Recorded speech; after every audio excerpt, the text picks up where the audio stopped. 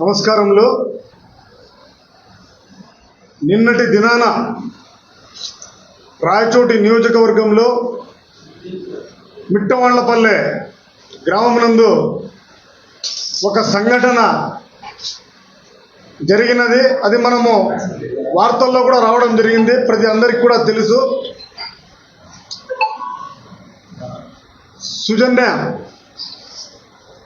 పాప 10వ తరగతి చదువుకునే పాప, మరి ఆ పాప ఆత్మహత్య చేసుకుంటే తన సొంత కుటుంబీకుల కలహాల వల్ల ఆత్మహత్య చేసుకుంటే దానిని మా గౌరవ మంత్రివర్యులు మండిపల్లి రామప్రసాద్ రెడ్డి గారిపై వైసీపీ నాయకులు బురద చల్లడం ఇది మంచిది కాదు.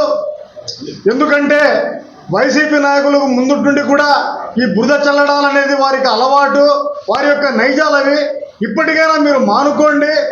ఎందుకంటే సీఏ గారు అక్కడికి వెళ్ళి విచారించి వారు ప్రతి ఒక్కటి కూడా అక్కడ క్లియర్ కట్గా ఏమి అక్కడ జరిగిందన్నది పోలీసు వారు పూర్తిగా విచారించడం జరిగింది.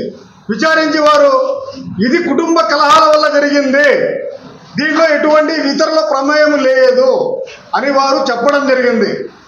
మరి దీనిని వైసీపీ నాయకులు సోషల్ మీడియాలో అక్రమంగా మరి మా తెలుగుదేశం పార్టీ నాయకుల పైన కానీ వాళ్ళు చెప్పడం మంచిది కాదని చెప్పి వారికి హెచ్చరిస్తున్నాను.